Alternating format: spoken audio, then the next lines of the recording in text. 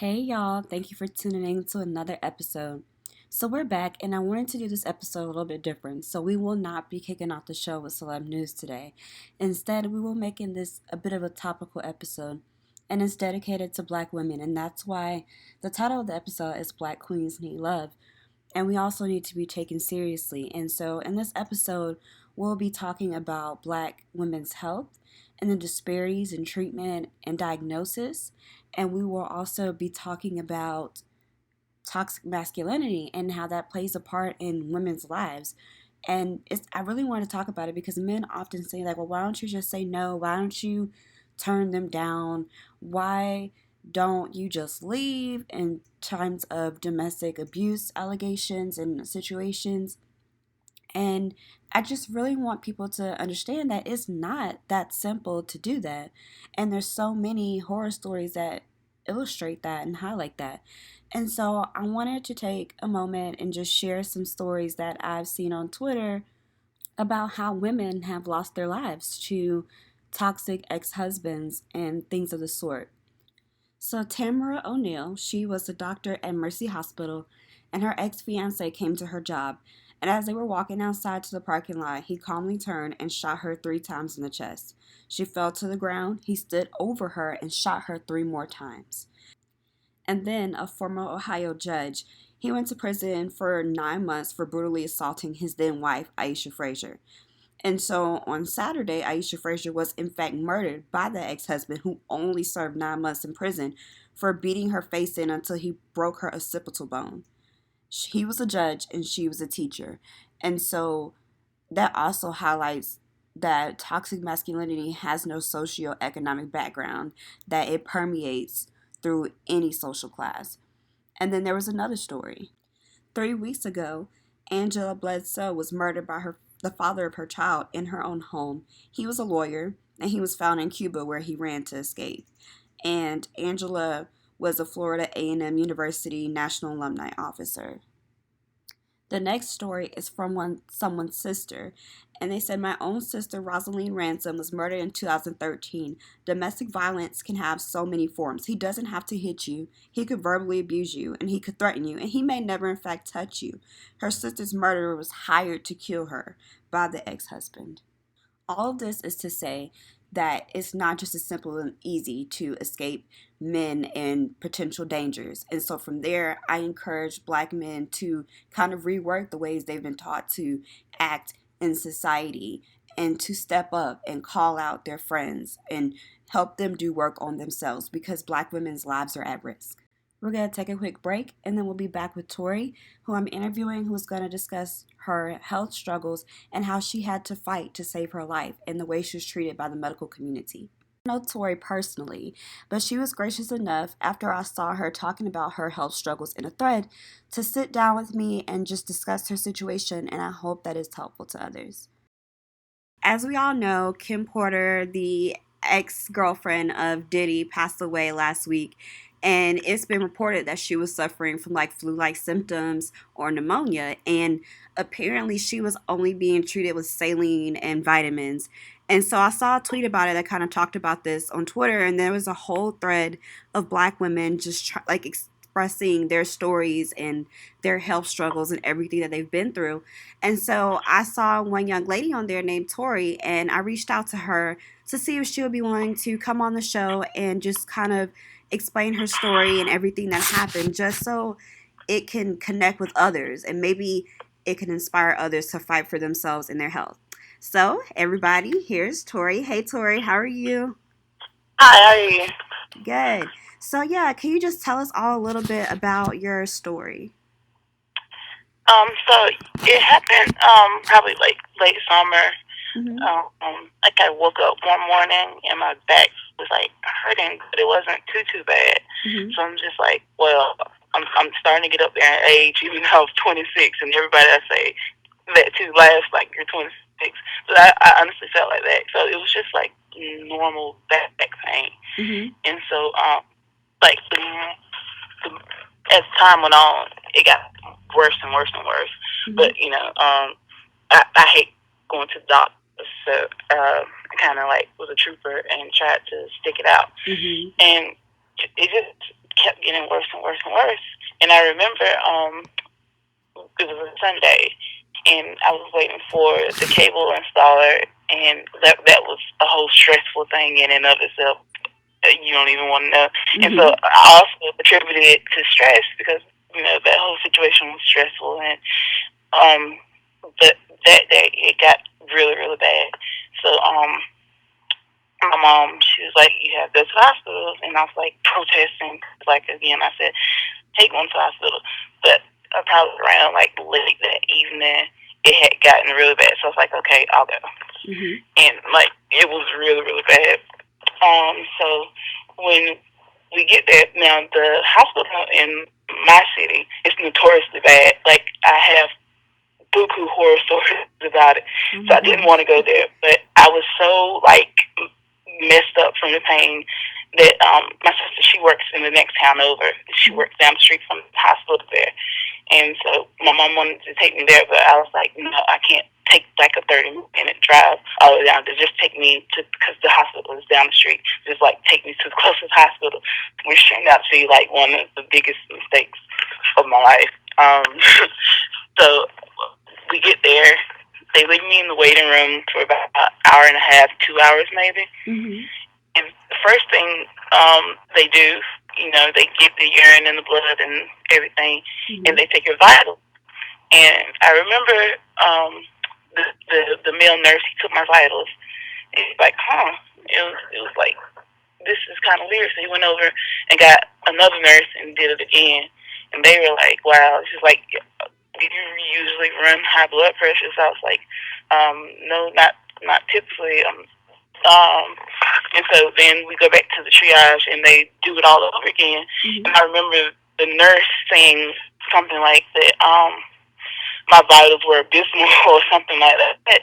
And she was like, your blood pressure is like 200 over 100 and something. And mind you, like the normal blood pressure is 120 over 80. So that should give you an idea about like how bad, like how high my blood pressure was at the moment. Which it should have been a cause for concern, but like my pulse was like low, my heart rate and all that, so everything was like off.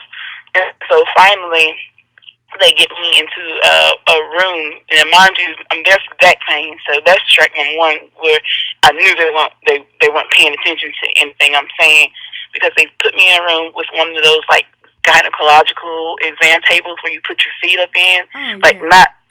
They didn't put me in a room with a bed. Now I've been there a couple times before, so I know they have plenty of rooms with beds in them. But they have me sitting up in the most uncomfortable like position. It's like, so off the back, I know you're not listening to me, because who in their right mind would put somebody with severe back pain in this thing and all that, leave me there for hours, because it's about another hour and a half before anyone comes around. And this youngish doctor, he comes in, I'm telling him what's wrong, and he's like completely like, okay, but let's talk about this, everything but what I'm there for. And I'm like, well, yeah, all that's fine and everything, but my back is why I'm here. And so he's like, okay, well, I'll look at it. So he literally like lifts up my shirt, and I pull down my pants a little bit, and he just scans, looks at my back. That's all he does. He looks at it. He's like, okay. He leaves. The nurse comes in, because at this point, sitting up in this chair, the pain has, of course, gotten worse. And so they give me like some headache medicine, like some like super Advil, but it's still like Advil at the end of the day. And so they give me something that, which of course naturally does nothing. So again, he comes back. He's like, you probably have UTI, and I'm like, this doesn't feel like a UTI. It's like my back is hurting like crazy. This is not a UTI. So he's like, okay, looks at my back again, leaves for another hour, and comes back. And at that point, my mom had stepped out to go get some coffee. And he's like, well, we're going to discharge you, because I don't think anything's wrong with you being having a UTI. I was like, whatever. Because like I said, at that point I was so tired, Mhm. and I was exhausted. I just wanted to go home because it was around maybe midnight. And so when he leaves the room, I call my mom and I tell her that they're discharging me without doing anything about my back. And she said, "Okay, I'll be right there." Now, anybody who knows my mom knows that okay, I'll be right there. That's that's something serious because she got put it to you. Um, so Go um, ahead.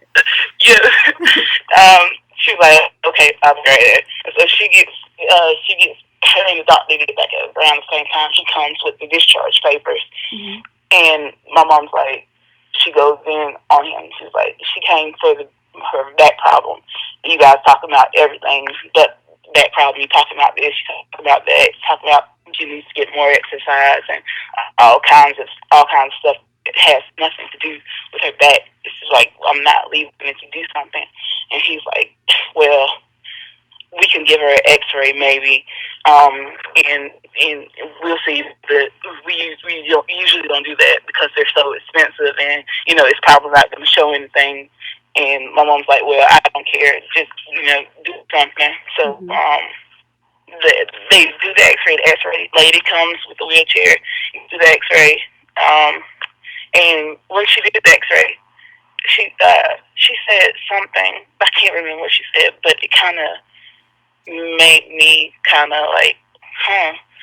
And so she wheeled me back to my room, and I said to my mom what she said, and my mom she kind of had the same reaction.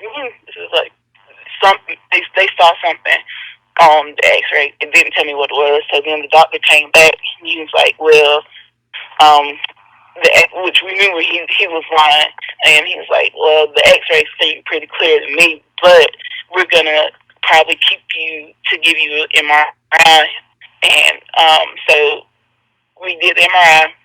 By that time, a new doctor had come on, Mhm. and this is the number two why I know that they weren't paying attention because I believe they just gave me an MRI, but they didn't read it because later on when I went to the other hospital, he was like, "How could if they gave you an MRI, how could they have missed this?" So again, they gave me an MRI. He said there was nothing. He was like, "Yep, this is UTI. This I suspected." And I'm like, "But this something doesn't seem right." But okay. Mhm. And so like number three reason why I know is because they came back with the same discharge paper. So after all the other tests they ran and all the other stuff, the discharge paper from like 5 hours earlier, none of the new information or anything was up there. So they literally did nothing. So I just went home. Mhm. So like 3, 4 weeks passed. Yeah, like 4 weeks passed, and Mhm. like again the pain gets worse and worse and worse. And at this point, I can't walk anymore. I literally can't stand. I can't walk Mm. anything. And so my mom's like, like the whole time I'm fighting, and like I can't go back to the hospital. I'm so tired. I don't know what to do. Mhm. And she's like, no, you're going back to the hospital, but we're not going back to that hospital. We're going back to the new hospital. And so Mhm. like again, like my sister works in the next town over, and it's like a much smaller town and a smaller hospital. And so when we get there, it's like I think it's like 6 something because we dropped her off at work at like 6 o'clock, and nobody's there. And so my mom literally ran inside, got a wheelchair, and pushed me inside. And she's like, she left the car running at the outside front, and she's like, you fine in and stuff. And so like I said, and the difference is it was a total 180. Mhm. Um, the CNAs were so nice and kind. She wouldn't let me get up or anything to use the bathroom, which was like weird to me because I using the bathroom for somebody else. And so they basically did the same thing. They took urine, took a blood test, and all that, and they put me in the room. But the first thing that they did, they gave me morphine. They gave me something for my pain, Yeah. and to me. was the biggest relief because I felt like they heard me, they acknowledged my pain, whereas at the other hospital they kept giving me Advil. They weren't taking my pain seriously. They weren't taking me seriously, Mm-hmm. and so like I said, the new doctor he comes in. I think he was a foreign guy, Mm-hmm. and he he came in. He's like, "What's the problem?" So I tell him what it is. He was like, "Oh, okay. We're gonna get you a CAT scan. We're gonna get you MRI. We're gonna get you X-ray." This is all within like the first 20 minutes of me getting there. Oh, wow. So Mm-hmm. yeah, and he was like, he just start like railing off things that we were gonna do, that he was gonna do. So I get the MRI, I get the CAT scan, I get a X-ray. I get back to my room, and probably like an hour later, he comes in, and he's pretty stoked, and he's like, "You have a very, very severe infection in your spine, and it's kind of started to spread to your blood and to other places and stuff. He's like, it's very serious. Mm-hmm. Like, we can't treat it here. We're gonna have to send you to a bigger hospital." Which to me, it was like the biggest relief. Like, but at the same time, it's like, oh my God, Yeah. because you know something's wrong, and you find out what it is. So you know you're not crazy. You know that something is wrong, but at the same time, something is wrong. Yeah. Yeah. So to me, it was just, and it was a relief because he listened to me. Mm-hmm. That was my biggest thing, that he listened to me, and so they kept giving me medicine to keep me comfortable while I waited for a bed at another hospital. Mm-hmm. And the first thing my mom did, she like started making phone calls. So she called my sister. My sister's like, "Well, come pick me up. I'm coming to the hospital and everything." So I waited for a bed for a good little while, but it was a hurricane here around that time, and so the hospital in Greenville, which is where they wanted to send me, Mm-hmm. was full. They didn't have any beds. So my sister's boss, she like, you guys should go to Wake Med. They're really good, which is a hospital in Raleigh, North Carolina. Mm-hmm. So they got me bed at Wake Med, but I still had to wait for transfer and everything, and I ended up spending like probably like a month in Wake Med and trying to clear the infection up, Mm-hmm. and trying to get better, which is where I'm at now. Mm-hmm. I just finished my last round of antibiotics Mm-hmm. on Monday, which was like an 8-week course of antibiotics. So, and so half the battle is over. They have a long way to go, but I'm feeling better. I'm better. Can't quite walk like I used to. Still need like assistance walking and stuff, but it's better than what it was.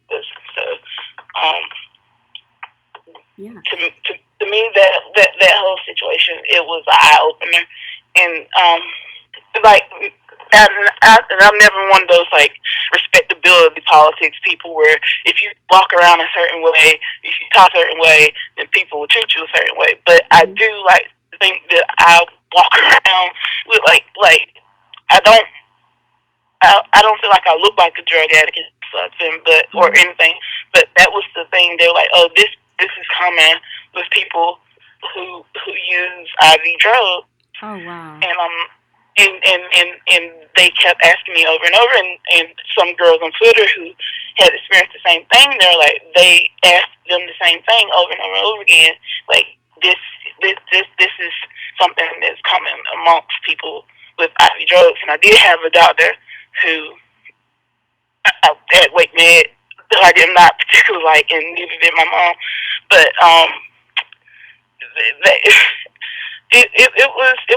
it was frustrating to be ask those questions. Like I don't carry myself like a drug addict. I don't think I do, at least, and I don't look like a drug addict. But that just goes to show you that it doesn't matter if you are rich or if you're poor or anything. The fact that you're a black woman automatically invalidates, invalidates them, you to them. Like Absolutely. Mm-hmm. that's what, and that's like I said, college educated woman. I sometimes I don't even go to the mailbox without my makeup on and my hair done and all that stuff. Like I said, I like to think I carry myself a certain way, I dress a certain way to try to, but I do it for me. But Mm-hmm. at the same time, they're treating me just like they would treat a crackhead who came in off the street, and that's another important lesson that I learned too.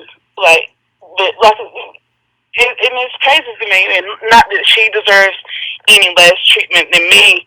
It's just that they literally see every single black woman same, no matter what you are, and that was like a lesson that I learned. And but and another lesson I learned, and I said it in the tweet, that my mom, I owe like everything to her because she was the one that spearheaded it. She was taking care of me right now, and like from the beginning, Mm-hmm. everything. Like I would have given up, and I was just been like whatever, and probably would have ended up dead or whatever. But Mm-hmm. because of her, and because she would give up her, because of her persistence. Like I said, she's very confrontational at times, and I used to like I didn't like it, but now, like I said, it saved my life, Yeah. and so that's another personal lesson that I learned, which is you know you have to you have to be confrontational. You have to not take no for an answer. If you feel something and you know something is wrong, don't listen to them. You keep searching and keep trying to keep trying to find an answer. Because like don't let them make you feel like you're crazy or that you don't know what you're talking about, and because that is what a lot of them will do, and we're ending up dead because of it. Mm-hmm. So that's like my little story, and like I've heard so many crazy stories similar to mine on Twitter too, like in that same thread, and to just read that and see that that is happening to black women across all socioeconomic things all over the country, no matter what Mm-hmm. city you're in, no matter how much you make or whatever. It's crazy to me that this is something that's happening in 2018 that we're still we're still at the bottom of the totem pole when it comes to healthcare. Mm-hmm. Absolutely. And I mean, it's from regular women's health issues to maternal health rates, which are like 2 to 3 times higher for black women. It's just all across the board. And while I was listening to you speak, I thought about so many things. Like you were saying, they treated you like you were a drug addict. And it made me think about this black man with a PhD. I think his name was Mark Lamont. And he was on, I think, maybe Bill O'Reilly's show. And he kind of hinted that he looked like a drug addict. But again, here's a black successful man with a PhD, but he's still being, Mm-hmm. in a suit and tie, but he's still being characterized in that sort of way. And then I think about how like your mom was there to advocate for you, and it's like I'm 25, but when I have like serious health appointments for various reasons, like I have like some mental health issues, and so like I take my mom with me on my very serious like health appointments because sometimes you need that extra advocate because for some You reason, do. You yeah, do. yeah, it's just for some reason they just don't want to hear just you. They just want to ignore it. But if you have someone else helping to fight for you, it's amazing what can happen. Like especially with your story. And I was thinking about the first hospital that you went to. Where it was like the hospital in like a bad area. I can't remember if you said it. If it was it in a bad area? And then like No. it wasn't. Okay. No, it's the only hospital in the city. So Mm-hmm. and it's in a very nice area. Like it's Okay. about 5-10 minutes from where I live, and Mm-hmm. it's the only hospital in the city. So they have to make it comfortable for Mm-hmm. certain people to Mm-hmm. feel comfortable coming there. And so it's not in the Bay Area. It's actually are you familiar with UNC? Yes. It's like a subsidiary of UNC. So Gotcha. UNC is not going to have any bad hospitals. Yeah. But I just think the staff there. I don't know if they're jaded or they're under. What I know them out understaffed is, are they undereducated? Or they just don't care. Like I said, I have horror stories about that hospital. So anybody who lives around here knows, don't go to Nash General Hospital because you might not come out there alive. Like, So, and so it's like it's crazy. It's from the outside looking in. Anybody who would come to the city not knowing the history of the hospital to be like, oh, this is a good hospital. This looks like a. I mean, it's a beautiful hospital. It's not run down. This is a state of the art hospital, mm-hmm. but it's the staff. Are Um, they, I don't mean to interrupt you, but like the staff, are they, like, what color were they? Like the doctors and the ones who just they basically were on the all staff white. side. Mm-hmm. Makes They sense. were all white. Uh huh. They were all white. The CNAs uh are mostly African American, Mm-hmm. but like the RNs and the doctors, they're white. And Absolutely. I don't think I've seen any black doctors working at National. Yeah, and it Um, makes sense because you were speaking earlier saying like you don't know if they're like undereducated or whatever, but it's like a lot of research and studies have shown that so many like white doctors just have these underlying biases, and it affects mhm, how they treat. Like, they undertreat kids who come in with pain. They don't give them the same medications they give white kids. They don't give, just in general, black people the same kind of anesthesia or pain medicine as they do our counterparts, because they just have this outdated concept that we're just so strong and Hulk like that we can just handle anything. And yeah. yeah, go ahead. I'm sorry for interrupting you, You're fine. but I remember my mom. She was telling me about this article. We were sitting in the car waiting for our food one day, and she was Mm-hmm. like, "How in slave time, like all of these surgical instruments and gynecological instruments, they were tested on black women because they thought that black women didn't feel pain the Mm-hmm. same way that white women did, and those ideals are still here today. Very much That so. Mm-hmm. we are somehow subhuman. Like, we don't feel pain the way that a white person would feel pain. And like I said, you have this history of them testing, like literally testing out the medical equipment and stuff that have made these doctors famous and world renowned. You have like it's crazy to me. And then like another thing I was reading about the immortal life of Henrietta Lex, Mm-hmm. about how basically her family believes that they let her die so they could get the sales, and how they have exploited black women throughout the history of medicine. But still somehow you don't even treat us like real humans when it comes to treating us. Mm-hmm. And it just blows my mind that, like I said earlier, that in 2018 this is still happening. Absolutely. And I mean, and just thinking about that when you say it's 2018, like it's just so much that's still happening and occurring between like, the elections, all the craziness that's been happening in Georgia and like the voter suppression and just all of these things. It's like, when are things going to get better? Like you said, things are just still happening that happened ages and ages ago. They're still happening now. But I would really like to thank you for coming on the show. And I just really want to thank you for sharing your story and sharing all the information that you've learned and talking about Henrietta Lacks and all the information about how they started testing on African American males and women. And I just think it's really important. I'm hoping that maybe you can connect with someone with your story. Maybe there's someone out there, who is trying to tough it out like you were, or Mhm. who thinks it's just back pain and it's nothing special or whatever.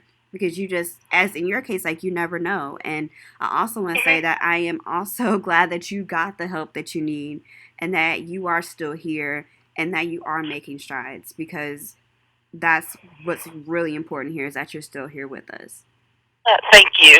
You're welcome. So we're going to take a quick break, y'all, and then we'll be right back. So I thought it would be great to share some of the other stories that were in that same thread about Kim Porter with other black women sharing their health struggles and how they've had to fight. And so one person said, "Are we the same person? Because I went through the same shit. I caught a fungal infection that's literally been ravaging black people on the West Coast, which quickly spread to my spine after about 6 months. If my mom hadn't advocated for me, I would be dead." And then another person said, "I almost missed a cancer diagnosis when my doctor tried to tell me I was okay. I knew something wasn't right and I persisted until I saw a specialist. It was cancer, it was called early stage 1, treated with surgery, and luckily she's been cancer free for 4 years." And so she said her takeaway is like, you can't take no for an answer. And I really wanted to share that because I think that's important. The last story just kind of reminded me of my own family. Like my aunt, she suffered from ovarian cancer multiple times. And when she first wanted to get diagnosed, they tried to tell her like she was crazy, like nothing's wrong with you, you're absolutely fine. And she's like, no, I know there's something wrong with me.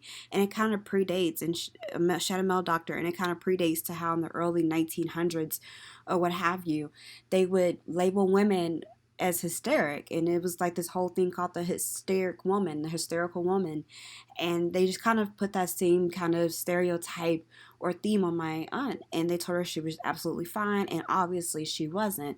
And it even got so far to the point that they tried to tell her she was crazy and needed to check herself into a mental asylum. So it's just really important. And also, just to add on there, she had a very rare form and dangerous form of ovarian cancer. And so again, it's really important to advocate for yourself and your health, and I just think it's so important for everyone to share their stories so people know they're not alone, and to encourage them to think like, hey, maybe I'm not crazy. Hey, maybe it's not in my head. So if I helped anyone in any little way with those tweets and with Tori in her interview today, then I have done my job. Okay, and to wrap up today's episode, we are going to go ahead and do a little music trivia. So the first time we're going to do, you ready for the lyrics? Here we go. This is so easy. If you don't get it, I don't know what to do with you. But I just was thinking about the song. Ironic when you figure out what song it is. But anyway, I was thinking about it and I was like, yo, like let me give them this throwback to jam to. So anyways, lyrics. Or tornado flew around my room before you came. Excuse the mess it made. It usually doesn't rain in Southern California, much like Arizona. My eyes don't shed tears, but boy they bawl when I'm. And what's the name of the song? And who's the artist? Okay, and then we're gonna do, I think, 2 more songs. You ready? So here's the next song. If I was your boyfriend, I'd never let you go. I can take you places you ain't never been before. Baby, take a chance, or you'll never ever know. I got money in my hands that I really like to blow. Swag, swag, on you. Chilling by the fire while we eating fondue. So who's the artist and what's the song? Okay? And by the way, all of these songs I'm coming up with, so I found my old iPod from like 2012 or whenever iPods were really popular. And it actually still works. My brother luckily had like a charger for it. And so I'm just like scrolling through random songs I have on there, which is 180 songs. 86 actually, 186. And so I'm just picking those to go through to just kind of give like a throwback vibe, for us. So anyways, all right, I'm about to give you guys one more song. Here we go. I know you heard men saying time and time again that they will rock your world and change your life, but I can't blame them because you make a nigga want to get involved, want to get them draws. Well, I'm going to put my bid in to get at you. No disrespect, but I want it bad as they do. The only difference is they look out for themselves, but I'm doing it just to hear you yell. So, what is the name of the song? Who's the artist? Be sure to tweet me with your suggestions or your answers, really. So, yes, I just want to thank you so much for tuning in again. Please be sure to follow and retweet everything from my Twitter page at the_balance_pod. Also, follow me on Insta, same name, and just rate, review the show on iTunes, and spread the word. Thank you guys so much. Bye.